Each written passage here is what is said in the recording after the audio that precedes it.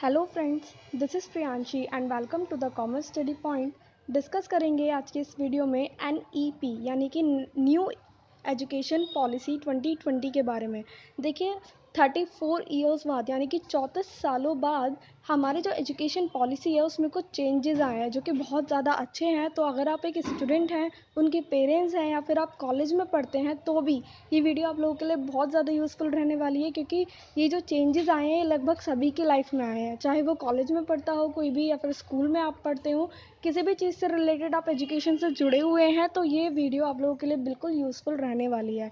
तो ये जो वीडियो है, इस वीडियो में मैंने पूरी उसके कुछ हाइलाइट्स निकाले हैं और उन हाइलाइट्स को ही मैं यहाँ पर आपके सामने रखूँगी और उन्हें आपको समझाऊँगी। ओके, तो वीडियो को आप लोग लास्ट तक ज़रूर देखिएगा, क्योंकि सभी के काम की चीज़ें यहाँ पर मैंने रखी हैं। तो वीडियो सभी के लिए यूज़फुल है, तो आप लोग इसे लास्ट तक ज़रूर देखिएगा। तो वीडियो को स्टार्ट करते हैं।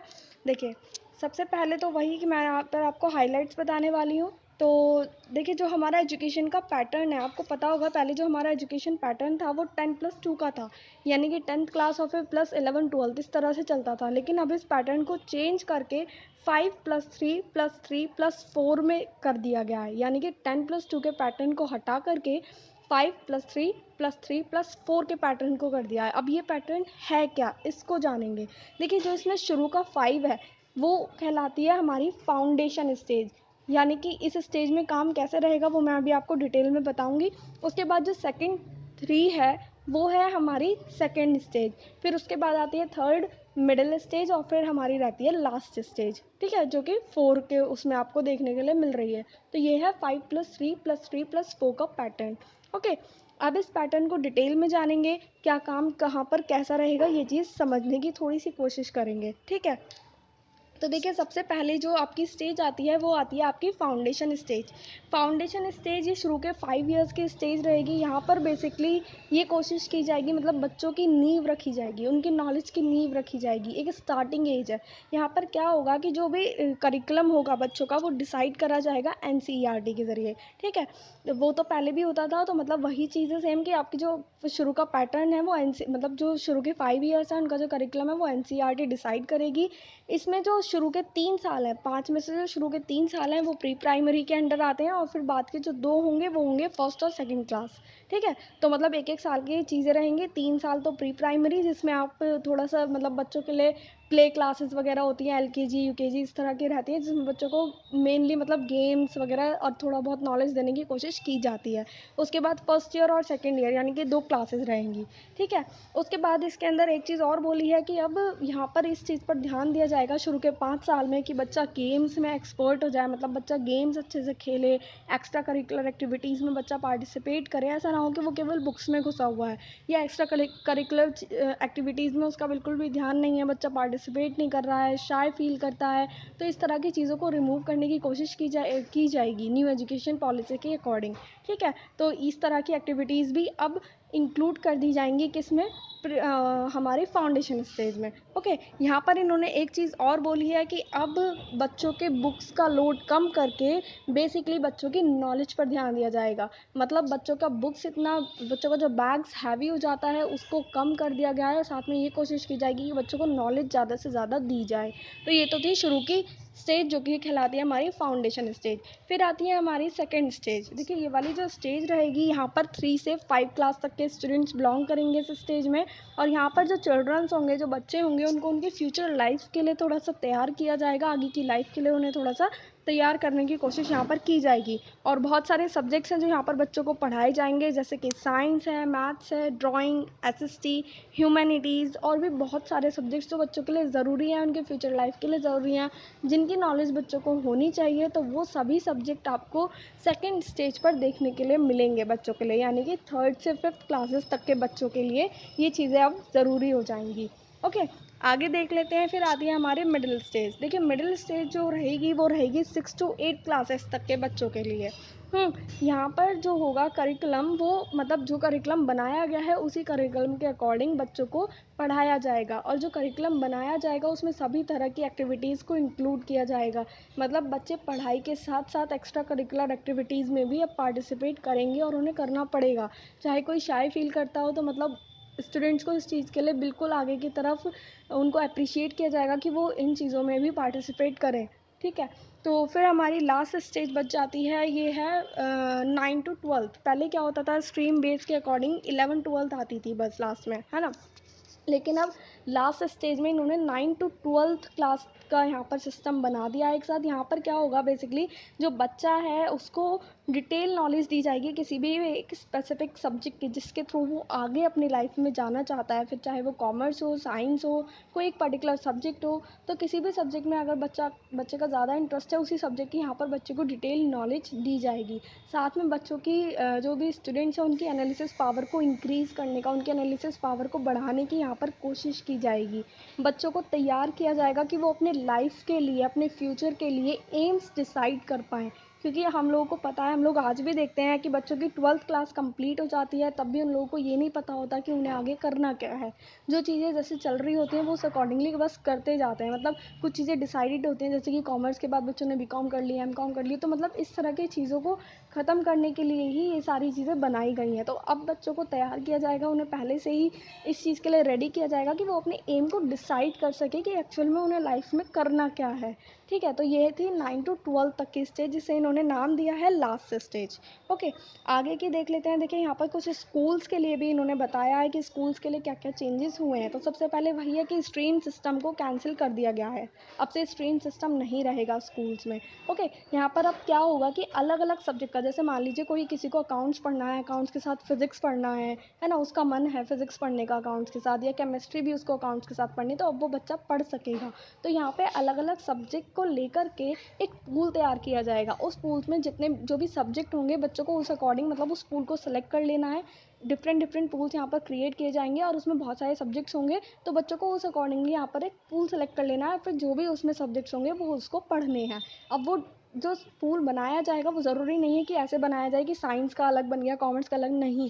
अब वो सब्जेक्ट्स को लेकर बनाया जाएगा कि अकाउंट्स, फिजिक्स, केमिस्ट्री डाल दी, किसी में बिजनेस स्टडीज़, केमिस्ट्री या बायोलॉजी डाल दी, तो मतलब इस तरह से अलग अलग सब्जेक्ट सब बच्चे पढ़ पाएंगे। अगर हम कहें तो अब आर्ट्स का स्टूडेंट कॉमर्स भी पढ़ सकता है, कॉमर्स का स्टूडेंट्स आर्ट्स पढ़ सकता है, साइंस पढ़ सकता है। मतलब जिस बच्चे का जो मन हो, जो सब्जेक्ट उसे अच्छा लगता हो, वो सब्जेक्ट अपने अकॉर्डिंग पढ़ सकता है। कोई भी स्ट्रीम पर कोई चीज़ सेलेक्टेड नहीं रहने वाली है, ठीक है।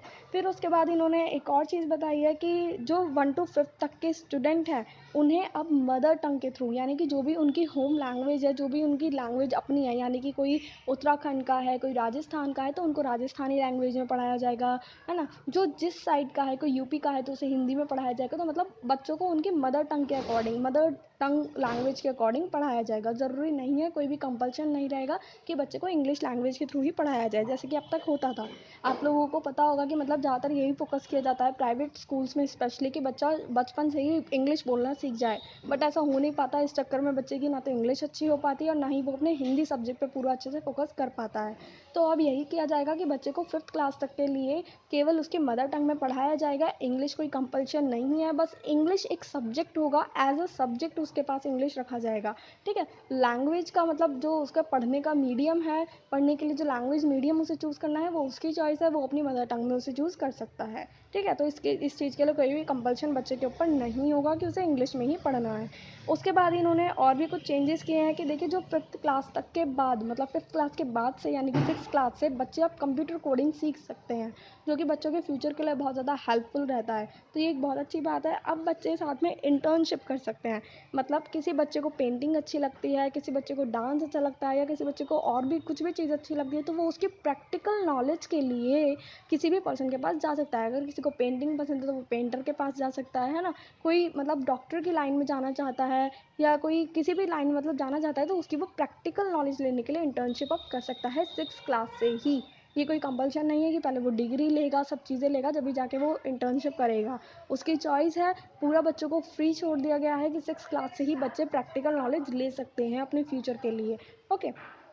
उसके बाद जो चेंजेस आए हैं वो आए हैं क्लास 9 टू 12 को लेकर। यहाँ पर क्या होगा, आपसे सेमेस्टर वाइज एग्जाम होंगे, मतलब आपके एक साल में 2 बार एग्जाम होंगे सेमेस्टर बेस्ड। पहले क्या होता था, बोर्ड हो जाते थे फाइनल और बोर्ड में जो मार्क्स आ गए वही बच्चे को दे दिए गए। अब ऐसा नहीं होगा, अब आपको पूरे साल पढ़ना पड़ेगा। पहले बच्चे क्या करते थे कि बोर्ड एग्जाम आए जब भी पढ़ लीजिए, तो अब ऐसा नहीं होगा, आपको सेमेस्टर वाइज एग्जाम यहाँ पर लिए जाएंगे। तो वो सेमेस्टर वाइज कैसे भी हो सकते हैं, तो आपको पूरे साल पढ़ना होगा और उनके बेसिस पर ही आपका रिजल्ट तैयार होगा। ऐसा नहीं है कि केवल फाइनल में जो आपको मार्क्स मिल गए उसके बेस पर रिजल्ट तैयार है, बिल्कुल ऐसा नहीं होगा। ठीक है, बोर्ड्स एग्जाम को यहाँ पर ईजी बनाने की कोशिश की गई है। किस तरह से कि मतलब जो आप अपना पेपर है अब वो आप किसी भी लैंग्वेज में लिख सकते हो। आपको हिंदी अच्छे से आती है, आप हिंदी में पेपर लिखो। आपको इंग्लिश अच्छे से आती है तो आप इंग्लिश में पेपर लिखो। ये टोटल आपकी चॉइस होगी, किसी भी तरह से कोई भी बाउंडेशन नहीं है जैसे कि अब तक होता आ रहा था, इंग्लिश में ही पेपर को लिखना पड़ता था। बट अब ऐसा नहीं है, आपको हिंदी पसंद है आप हिंदी में लिखो, इंग्लिश में अच्छा आता है आप इंग्लिश में लिखो। जो भी लैंग्वेज आपको अपने अकॉर्डिंग कंफर्टेबल लगती हो आप उस अकॉर्डिंगली उस लैंग्वेज में अपना बोर्ड का एग्ज़ाम लिख सकते हैं। देखिए, अब जो रिपोर्ट कार्ड होगा वो 360 डिग्री असेसमेंट बेसिस पे बनेगा, यानी कि यहाँ पर अब बच्चों के रिपोर्ट कार्ड में बच्चों के मार्क्स के साथ साथ, मतलब जिस सब्जेक्ट में उसने जैसा परफॉर्म करा है उसके साथ साथ उसके बिहेवियर के, उसके एक्स्ट्रा करिकुलर एक्टिविटीज़ में उसने कैसा पार्टिसिपेट करा है, इस चीज़ के साथ में उसका इंटेलेक्चुअल एक्टिविटीज़ को, यानी कि उसकी जो मेंटल, उसका जो मतलब उसके इंटेलिजेंस कैसा है। ऐसा नहीं कि केवल सब्जेक्ट को लेके, बेसिकली ओवरऑल नॉलेज भी उसकी देखी जाएगी कि मतलब उसका इंटेलेक्ट कैसा है, उसकी इंटेलेक्चुअल नॉलेज, उसका बिहेवियर, उसके एक्स्ट्रा करिकुलर, इन सारी चीज़ों के बेसिस पे भी बच्चे को ग्रेड्स दिए जाएंगे और तब उसका रिजल्ट तैयार किया जाएगा। केवल सब्जेक्ट के बेसिस पर रिजल्ट अब तैयार नहीं होगा। ओके, आगे देख लेते हैं। ये तो रही स्कूल्स की बात। अब आ जाते हैं कॉलेज स्टूडेंट्स के लिए क्या चेंजेस आए हैं। तो देखिए, कॉलेज स्टूडेंट्स के लिए भी बहुत ज़्यादा चेंजेस यहाँ पर आ चुके हैं। कई बार क्या होता था, आप लोग जैसे आपने 12th के एग्ज़ाम्स दिए और उसमें आपके मार्क्स कम आए तो उस अकॉर्डिंगली आपको आगे आप कोई सी मतलब मेरिट वगैरह में सेलेक्ट नहीं हो पाते थे, आपके मार्क्स रह जाते थे। तो अब आपके लिए यहाँ पर अपॉर्चुनिटीज़ दी गई हैं कि आप 12th के बाद CAT यानी कि कॉमन एप्टीट्यूड टेस्ट दे सकते हैं। फिर इसमें क्या करा जाएगा, आपके जो कॉमन एप्टीट्यूड टेस्ट में जो मार्क्स आएंगे उसको ऐड कर दिया जाएगा आपके 12th के परसेंटेज के साथ। फिर उसके अकॉर्डिंग आपको मेरिट में यहाँ पर सेलेक्ट किया जाएगा। आप जिस भी चीज़ के लिए एडमिशन लेना चाहते हैं उसमें आपके मतलब कैट के मार्क्स भी अब ऐड कर दिए जाया करेंगे, तब आपके मेरिट देखी जाएगी। तो ये बहुत ज़्यादा अच्छी अपॉर्चुनिटी है, स्पेशली उन स्टूडेंट्स के लिए जिनके बोर्ड्स में अच्छे मार्क्स नहीं आ पाते। ओके, साथ में देखिए यहाँ पर कुछ ग्रेजुएशन पैटर्न में भी चेंजेस आया है। जो आपका ग्रेजुएशन पैटर्न रहेगा वो ऐसे रहेगा, मतलब कोर्स नॉर्मली रहेगा वैसे तो, जैसे कि अब तक रहता आया है, कोई कोर्स 3 इयर्स का और कोई कोर्स 4 इयर्स का। लेकिन अब क्या होता है कि अगर मान लीजिए कोई बच्चा है, उसने 3 साल का ग्रेजुएशन के कोर्स में एडमिशन लिया और उसने फर्स्ट ईयर कंप्लीट करके ही छोड़ दिया, वो नहीं कर पाया आगे, तो उसका कुछ नहीं होता था, उसका सारा टाइम वेस्ट हो जाता था। तो अब ऐसा नहीं होगा। मान लीजिए आपका 3 साल का कोर्स है, उसमें से आपने केवल 1 साल ही कंप्लीट किया, आगे आप नहीं कर पाए, तो आपको फर्स्ट ईयर कंप्लीट करने के बाद उसका सर्टिफिकेट मिलेगा। अगर आपने 2 साल कंप्लीट कर लिए हैं तो आपको डिप्लोमा मिलेगा, और वहीं अगर आपने 3 साल कंप्लीट कर लिए हैं तो आपको डिग्री मिल जाएगी। और अगर आपका जो ग्रेजुएशन कोर्स है वो 4 इयर्स का है, तो और आपने उसमें चारों साल कंप्लीट किए हैं, तो चारों साल कंप्लीट करने के बाद आपको डिग्री तो मिलेगी, बट उसके साथ साथ आपको मिलेगा एक रिसर्च सर्टिफिकेट। ओके, और वही है, मतलब 4 साल के कोर्स में भी फर्स्ट ईयर और सेकेंड ईयर कंप्लीट करने का क्राइटेरिया सेम है कि आपने 1 साल कंप्लीट करा है तो सर्टिफिकेट, 2 साल आपने कंप्लीट करे हैं तो डिप्लोमा, 3 साल आपने कंप्लीट करे हैं तो डिग्री, और 4 साल आपने कंप्लीट करे हैं तो रिसर्च सर्टिफिकेट विद डिग्री। ये रहेगा यहाँ पे सिस्टम। ठीक है, इसके साथ साथ इन्होंने यहाँ पर एक चीज़ और कहा है कि अब बच्चे मल्टीपल सब्जेक्ट्स पढ़ सकते हैं, मतलब मल्टी एंट्री और मल्टी एग्जिट का यहाँ पर इन्होंने सिस्टम रखा हुआ है। आपका जब मन करे आप एंट्री ले सकते हैं किसी भी कोर्स में, जब मन करे आप एग्जिट कर सकते हैं, क्योंकि आपको सर्टिफिकेट डिप्लोमा उस अकॉर्डिंगली दिया जा रहा है ना। यहाँ पर एक चीज़ और इन्होंने की है, अब हर बच्चे का अकेडमिक बैंक ऑफ क्रेडिट बनाया जाएगा। ये पूरा डिजिटलाइज्ड होगा। ये है क्या, ये मैं आपको समझा देती हूँ। देखिए, आपका जो भी कोर्स पूरा होगा मल्टीपल सब्जेक्ट्स के लिए है, मतलब जो स्टूडेंट एक साथ दो कोर्स करना चाहते हैं, ये उन बच्चों के लिए है एकेडमिक बैंक ऑफ क्रेडिट। जो भी बच्चे एक साथ 2 कोर्स करना चाहते हैं, आपने बीकॉम कर ली, बीकॉम के साथ आप कोई और कोर्स भी करना चाहते हैं, तो अब आप आराम से कर सकते हैं, ये इलीगल नहीं रहेगा। इसमें आपका एकेडमिक बैंक ऑफ क्रेडिट बना दिया जाएगा, मतलब जो कोर्स आपका पूरा होगा, दोनों में से जो भी कोर्स आपने पूरा करा है उसके अंक, उसके जो मार्क्स हैं वो आपके क्रेडिट बैंक में ऐड कर दिए जाएंगे, और जो फाइनल डिग्री का कोर्स होगा उसमें इस क्रेडिट बैंक को जोड़ दिया जाएगा। और ये जितना भी काम होगा सारा ये ऑनलाइन होगा, आपको कहीं भी भाग दौड़ करने की ज़रूरत नहीं है इसके लिए। ठीक है, तो ये एक बहुत ज़्यादा अच्छी बात हो गई उनके लिए जो बच्चे कॉलेज में पढ़ते हैं या जो स्टूडेंट्स एक साथ 2 कोर्सेज करना चाहते हैं। ठीक है, इसके साथ साथ कुछ चेंजेस ऐसे भी आए हैं कि अब स्कूल या कॉलेज कोई भी हो, कोई भी मतलब किसी भी उसका स्टूडेंट हो, सबको संस्कृत जैसे सब्जेक्ट्स को पढ़ना होगा। मतलब संस्कृत सब्जेक्ट्स को इंक्लूड कर दिया जाएगा स्कूल्स में भी और कॉलेजेस में भी। साथ में आपको आर्ट्स, ह्यूमैनिटीज़ जैसे सब्जेक्ट्स भी देखने के लिए मिलेंगे स्कूल्स एंड कॉलेजेस दोनों ही जगह पर। ओके, तो ये जो पूरा सिस्टम है, ये जो पूरा इन्होंने बनाया है, न्यू एजुकेशन पॉलिसी जो इन्होंने बनाई है, ये हमारा नेशनल हायर एजुकेशन बिल, ये वहाँ पर आपको मतलब इसके नाम से ही जाना जाएगा। और ये कैबिनेट में तो इसकी मंजूरी मिल चुकी है, कैबिनेट से तो ये पास हो चुका है, बट आगे अभी बाकी है, हो जाएगा ऑफ कोर्स। तो 2021 से ये सेशन में आपके आएगा। मतलब अभी जो 2020 का चल रहा है, तो नॉर्मल चल ही रहा है जैसा आपका चलता आ रहा है। बाकी जो आगे से 2021 से जितने भी बच्चे एडमिशन लेंगे आगे की क्लासेस में, या जो न्यू बच्चे आएंगे, उनके लिए बहुत ज़्यादा अच्छा ये चीज़ शुरू होने वाली है। वो लोग बहुत ज़्यादा लकी अपने आप को फील करेंगे, आगे आने वाले बच्चे। तो 2021 से ये चीज़ें सेशन में हमारे सामने आएंगी, ये चीज़ें आपको देखने के लिए मिल जाएगी। तो आई होप आप लोगों के लिए वीडियो बहुत ज़्यादा यूज़फुल रही होगी, आप लोगों को अच्छा लगा होगा। मेरे को ये सिस्टम बहुत ज़्यादा अच्छा लगा। आप अपने व्यूज़ मुझे बताएं कमेंट सेक्शन में कि आपको ये न्यू एजुकेशन पॉलिसी अच्छी लगी या नहीं। मतलब चेंजेस आपके काम के रहे, आपको अच्छा लगा या नहीं, सिस्टम में कुछ चेंजेस आ रहा है। हमारे एजुकेशन में सिस्टम को चेंज करना बहुत ज़्यादा ज़रूरी था, ये तो आप सभी लोग जानते हैं। तो ऑफकोर्स अब ये आ गया है, तो इससे कहीं ना कहीं खुशी आपको भी होगी और मुझे भी है। तो आप लोगों को इस सिस्टम कैसा लगा, इसमें क्या आपको लग रहा है कि कमियां हैं जो अभी और सुधारने की ज़रूरत है, तो वो लोग आप कमेंट सेक्शन में कमेंट करके ज़रूर बताएं। क्योंकि चीज़ें हम लोग एक दूसरे को बताएंगे, फैलेंगी, जब भी जा करके चीज़ें चेंज होंगी, है ना। तो आप लोग कमेंट सेक्शन में अपना कमेंट करके ज़रूर बताएं। साथ ही इस वीडियो को अपने फ्रेंड्स के साथ, अपने कज़न्स के साथ, अपने पेरेंट्स के साथ ज़रूर शेयर करें, उन लोगों को दिखाएं कि किस तरह से एजुकेशन सिस्टम में चेंजेस आ रहे हैं। सो मिलते हैं नेक्स्ट वीडियो में, तब तक के लिए थैंक यू सो मच।